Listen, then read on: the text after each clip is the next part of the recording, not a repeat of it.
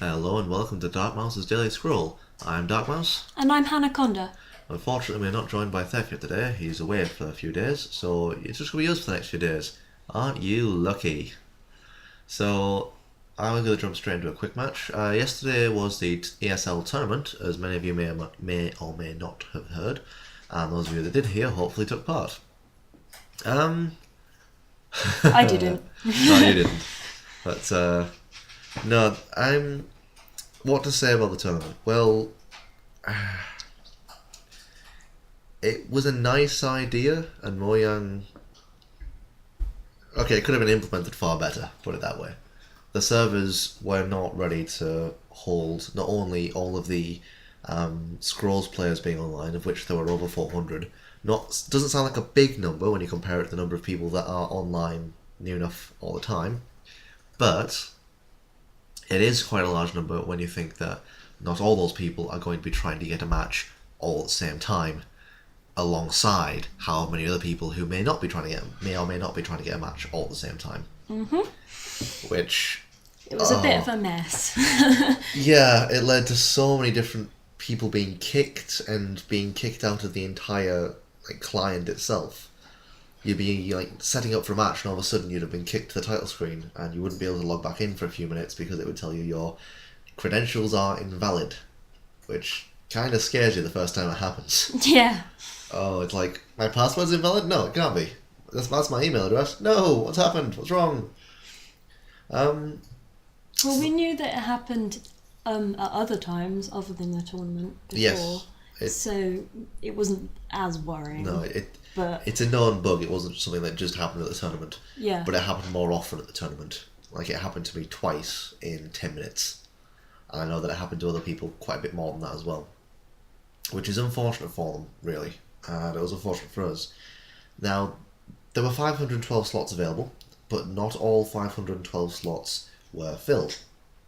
Just so you guys know, this is not footage taken from the tournament. We didn't record any footage from the tournament because we weren't sure what the rights to that would be like. So we decided to play it safe and not do so. I've noticed other people have done recordings, but I think they were probably breaking the rules. Either that or they weren't monetized. I think Yeah. as long as it's not monetized, it's fine. Oh, okay. Cool. I think.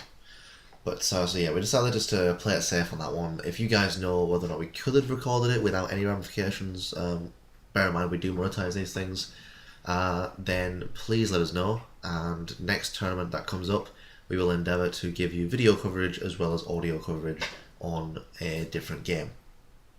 Now, while I'm Which on would that be really subject, cool. it would be quite cool, yeah, being able to commentate my different players. Oh dear, and other people's.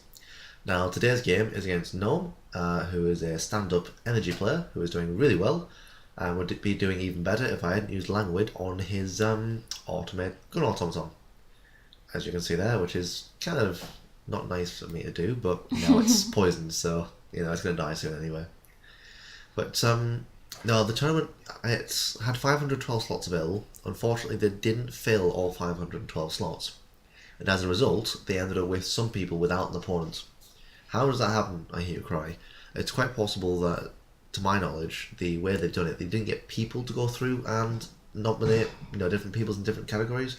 Each slot was numbered, and each person was probably randomly assigned the number, and therefore put into that slot. So some people were in slots without an opponent.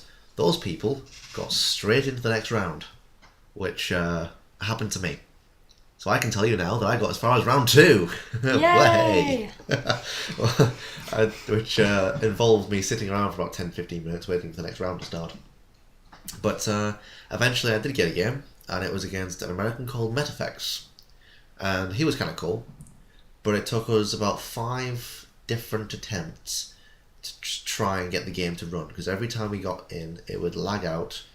I would get a victory screen and be booted from the game, basically. I think I got booted twice and then just booted back to the arena screen the third time. Whereas poor Metafex got booted all 3 times, I imagine. I think. So unfortunately, the way the servers worked meant that it was very difficult to actually get into a match. Now, the way they had it designed and stuff, you had to have your scrolls windowed really to be able to make it work, which was fine. And the entire game itself worked pretty well. The league itself worked nicely without a hitch for the most part, from what I know. Now, my first game, I lost terribly. MetaFX played a brilliant game with an order faction, a pure order faction, and juggernauted and slaughtered me basically. Which, whilst unfortunate for me, I didn't have the best hand I could have done. In fact, I had probably one of the worst hands I probably could have done. You were quite unlucky. Yeah, I didn't draw any creatures for ages, and then the ones I did, he kind of went, no, you're not having those. Oh, I want them. But I want my creatures. I want all my other good stuff too, but I'm not allowed them. And then he just, ran me over and was like, yeah, you're dead now. So, it was a fun game, and I enjoyed it quite a lot. And MetaFX, if you are by some miracle watching this, I didn't follow the rest of the tournament, unfortunately. I was busy with other matters at the end of it. I know they got through at least one more round. Because I checked up on them. Oh, cool. So MetaFX, well done for getting to round 3 then. Round 4 in that case, because you beat me. We were in round 2. So you were in round 4. Well done. Yeah. Not bad. So I hope that he, or she, I think it was a he, managed to make it further through that set of rounds and get as far as they could. And for those who came into first place, well done to them. And the same for everyone else. It was a good time, I think. And lots of amicable people helping each other out, going through the process. I think next time, Mojang, please ensure that your servers are up to date and ready for that many people, because that was the most annoying part of the entire thing. Unfortunately, I did check up to try and see who won, but I could only see the semi-finalists. So you may need an ESL account to be able to see who actually won. Fair enough. So I will take a check on that, and I will bring you the winners of the tournament in tomorrow's episode, because I've been rather busy the past couple of days. And I have an interview for somewhere. Yay! The Dunelm Mill, which is quite nice. So I got told that today, which was really quite nice, because after not having heard anything back for weeks, it's kind of like, well, do they even know I exist? What's going on? Am I still here? Now, this game seems like quite odd to me, because you're the one normally playing energy. Yeah, this time my decaying soul is getting a bit of a chance to stretch its legs. Against energy. Yes, against energy. Against an energy player using a Hellspitter Mortar, which I think at this point I put Searing Shackles on. Because trying to kill one of those is like beating your fists against a brick wall. You can do it, but it takes a while. Obviously, my 1 resource creatures have an attack of 3, but it would take me at the very least 4 turns to reliably attack it. Thankfully, that didn't hit anything. I was just waiting for it to hit the Lifestealer and be like, no, not having that. But it does now have a Copper Automaton and a Gun Automaton, and there's not really a lot I can do about that. Putting Infectious Blight on the Copper Automaton is stupid. And the same with the Gun Automaton, because you really need a lot of creatures on the board before you put Infectious Blight down. Mainly because then they can't do anything about it. Yeah. But if they've only got 1 creature out, they can just go, right, I'll wait a couple of turns to die then. Yeah. And then I'll play something different after Infectious Blight's buggered off. Which is why it's so nasty against growth. Oh yes, because they have lots of creatures on the board at some points. Well, Another Searing Shackles. Yep, that's a double Searing Shackles on his furthest idol. Which unfortunately for him, now thanks to Maya Shambler, means that every one of his idols has taken damage. And the one in the middle is not doing particularly well. And unfortunately for him, Gnome hasn't really had a lot of chance to get rid of my stuff, I say. Then he pulls Incendiaries out of his arse and goes bye-bye Bitterroot. And then burns the Undead Husk. Ow. Okay. So it's interesting playing as an energy deck, because I keep thinking I need a burn to come up. Oh, wait, I don't have burn. Bollocks. No, they have that. Exactly, they have burn. It's interesting being on the receiving end of all the removal and having to sit there and think through a strategy and think, right, this is what I have to do. This is what they can possibly do to my creatures. At this point, he can violently disperse the Lifestealer. And the Lifestealer in this deck is one of my favourite cards, because it heals itself. Yeah. As long as it kills an entire unit, it heals itself. It's brilliant. Now, at this point, I am going to play out Dreading Mist. I'm going to sack for some resources, though, because more resources is never a bad thing. and then play Draining Mist, because Draining Mist will make the Hellspitter Mortar and the Gun Automaton attack in a few more rounds rather than now, which would be quite nice. And his useless contraption is going to be lost yet again. I think so far we're kind of even on the way the game's playing. I mean, they've got quite a few. Obviously, those Searing Shackles are going to really gnaw away at that last idol, and the middle idol's nearly screwed. In fact, if I let the Lifestealer attack that middle idol, it would be dead. And there'd be nothing you can do about that. But that useless contraption could get in the way quite a bit, which would be really unfortunate if they managed to turtle up behind that. So it's going to die. And none of his creatures are going to get the shoot. Now, it's interesting seeing an energy deck played this way. I think, from the looks of it, they're either trying a different configuration or kind of new to the game. Either is fine, really. But it is interesting to see that they haven't actually. They don't seem to be trying to do much in the way of protecting the top idols where my creatures are. Yeah.